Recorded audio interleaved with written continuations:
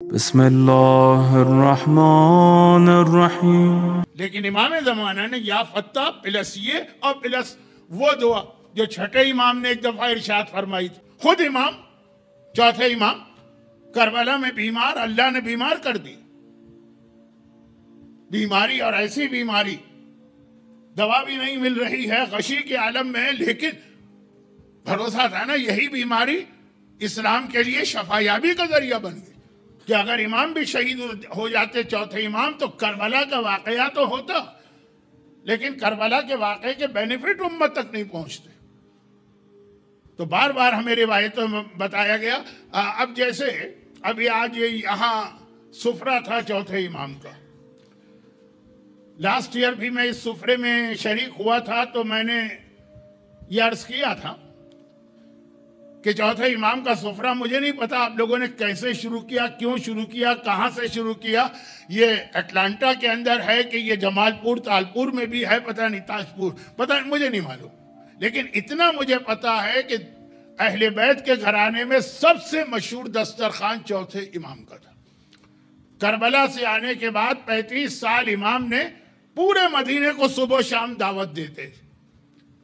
बल्कि जब मैंने पहला हज किया था तो उस वक्त वो जो किचन था जहाँ पे ये खाना पकता था मदीने वालों के लिए, वो बाबे जिब्राइल रोज़ा रसूल और जन्नतुल बकी के बीच में मकान भी मौजूद था। तो हो सकता है कि वो जहन में रखकर आपने ये सुफरा किया हो। वैसे इंडिया और पाकिस्तान में ज्यादा मशहूर है इमाम हसन का दस्तरखान, अब इस पे आ रहा हूं, वो मेरा मौजू।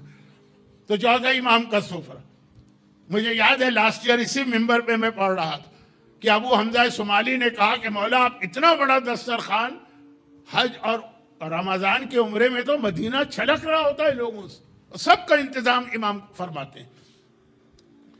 अब इमाम का एक जुमला है, मेरे पास टाइम नहीं है कि मैं जुमलों को जरा बना संवार के पेश करूं। इमाम ने कहा मैं डरता हूं कि कहीं अल्लाह मेरा वो इम्तिहान न ले ले जो याकूब नबी का लिया था। अच्छा, आपको याद होगा मक्के में एक दफा यहूदियों का एक डेलीगेशन रसूल के पास गया और रसूल खुदा से उन्होंने 4 सवाल किए थे और ये कह के किए थे कि इसका जवाब कोई आम आदमी नहीं दे सकता। 4 सवाल किए थे जिनमें 3 सवालों का जवाब सूरह कहफ में आया।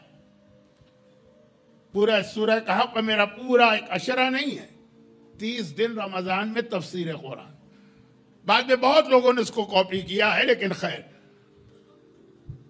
कि पहला सवाल वो कौन नौजवान थे जो सो गए, दूसरा सवाल वो कौन था जिससे मूसा जैसा नबी, यहूदियों के सबसे बड़ी नबी मूसा नबी जिससे इल्म हासिल कर रहे हैं, और तीसरा ये कि याजूज माजूज। ये 3 सवाल।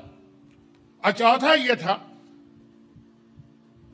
कि मूसा नबी उनके सबसे बड़े नबी है ना, वो मिस्र कैसे पहुंच गए जबकि वो औलाद हैं हजरत इब्राहिम की। तो इब्राहिम तो पैलेस्टाइन में थे, वहां से यहां कैसे पहुंचे? तो उसके जवाब में सूरह यूसुफ नाजिल हुआ। पहले 3 सवालों के जवाब में सूरह कहफ, चौथे सवाल के जवाब में सूरह यूसुफ पूरा वाकया बताया। तो इसमें इमाम मासूम फरमाते हैं कि याकूब से एक मरतबा गलती हो गई, नऊजुबिल्लाह। इस साल की मजालिस का मकसद अंबिया की गलतियां निकालना नहीं है। कल हजरत दाऊद का वाकया आ गया, एक तर्क औला होता है जो नबी से हो सकता है, इमाम से तर्क औला भी नहीं हो सकता। छोड़ दीजिए इस टेक्निकल बहस को। मुल्ला फतेह अली सुल्तान आबादी शेख अब्बास क़ुम्मी के दादा उस्ताद हुए, यानी शेख के उस्ताद मिर्ज़ा हुसैन नूरी, जिनका टाइटल है सेकंड मजलिसी, अल्लामा मजलिसी सेकंड। और फिर उनके उस्ताद का वाक़या, बहुत परेशान, रात को सोए, ख्वाब में देखा कि इमाम ज़माना का खेमा लगाए, वहाँ गए, कहा कि मौला ये मेरी हालत। कहा कि तुम बराबर के खेमे में जाओ, वहाँ मेरा नायब बैठा, वो उसी ज़माने के एक आलिम। वहाँ गए और नायब ने उनको एक दुआ बताई जो शेख अब्बास क़ुम्मी ने मफाती में फज्र के आमाल में लिखी। जब बहुत आप पे प्रॉब्लम आ जाए, कोई रास्ता ना हो, निकलने का हर रास्ता बंद नज़र आए, तो वो यही है ना कि नमाज के बाद पहले अपना हाथ अपने दिल पे रखो, 70 टाइम्स को या फत्ताह। उसके बाद ये दुआ पढ़ो जो मैं 2 दिन से खुतबे में खुतबा बना के पढ़ा, क्योंकि वो खुतबा भी है ला हौला वला कुव्वता इल्ला बिल्लाह तवक्कलतु अलल हय्यिल्लज़ी ला यमूत अल्हम्दुलिल्लाहिल्लज़ी लम यकुन शरीकुन फिल मुल्क वलम यकुन वलिय्युम मिनज़-ज़ुल्ल वकब्बिरहु तकबीरा। उसूल काफ़ी में ये जो है छोटी सी दुआ, ये अलग आई है सेपरेट। इस वाक़े में तो ये पार्ट बन के आई है ना 3 दुआओं का। रसूल खुदा के सहाबी ने कंप्लेंट की बहुत प्रॉब्लम, रसूल ने ये दुआ उनको अलग से तालीम की, ये अलग थी। लेकिन इमाम ज़माना ने या फत्ता प्लस ये और प्लस वो दुआ जो छठे इमाम ने एक दफ़ा इरशाद फरमाई थी कि मुझे ताज्जुब है उस मोमिन के ऊपर जो 4 प्रॉब्लम में फंस जाता है और फिर भी कुरान की ये 4 आयतें नहीं पढ़ता।